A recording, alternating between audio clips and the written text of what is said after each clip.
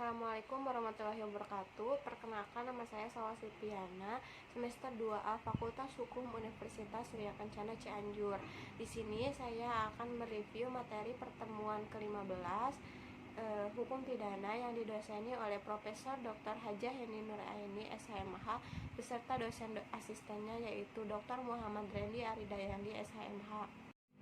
Tadi beliau menjelaskan mengenai bela paksa. Bela paksa atau nodware diatur dalam pasal 49 ayat 1 KUHP yang disebut alasan penghapus atau peniadaan pidana. Syarat-syaratnya yaitu ada dua. Yang pertama, perbuatan harus terpaksa dilakukan untuk pembelaan yang sangat perlu karena tidak ada jalan lain. Yang kedua, perbuatan tersebut dilakukan karena adanya serangan yang sekonyong-konyong atau mendadak dan seketika itu juga. Pembelaan itu hanya dapat dilakukan untuk kepentingan hukum yang ditentukan secara limitatif, yaitu dari diri sendiri atau orang lain, kehormatan kesusilaan sendiri atau orang lain, harta benda sendiri atau orang lain. Bela paksa yang melampaui batas atau nodware excess diatur dalam pasal 49 ayat 2 yaitu berupa melampaui batas pembelaan yang diberlakukan, pembelaan yang dilakukan sebagai akibat yang langsung dari guncangan jiwa yang hebat. Keguncangan jiwa yang hebat itu diakibatkan oleh adanya serangan. Jadi antara guncangan jiwa yang hebat dengan serangan atau ancaman serangan harus ada hubungan kausal. Melampaui batas pembelaan yang diberlakukan dapat terjadi karena alat yang digunakan dalam pembelaan atau cara pembelaan terlalu keras, misalnya yang menyerang memukul dengan sepotong kayu, tetapi yang diserang memukul kembali dengan sepotong besi. Yang diserang sebetulnya dapat melarikan diri atau menggelak dari ancaman serangan, tetapi dia lebih memilih pembelaan. Nodware excess harus dilakukan dalam hal adanya guncangan jiwa yang hebat, perasaan takut, khawatir, bingung, perasaan marah yang sangat.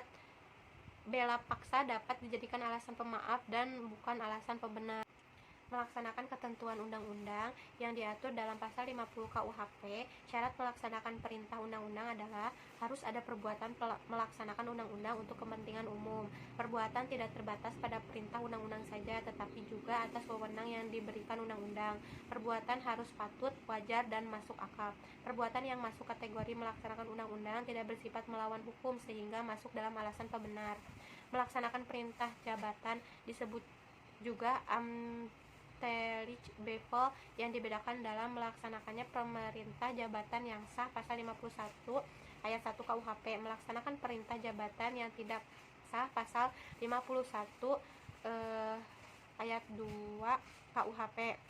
Seseorang yang melaksanakan perintah jabatan yang sah, perbuatannya dianggap melawan hukum sehingga perbuatannya tidak dapat dipidana. Perintah jabatan dianggap sah apabila ada hubungan jabatan antara yang memerintah dengan yang diperintah. Kewenangan yang memberi perintah harus sesuai dengan jabatan yang bersifat hukum publik.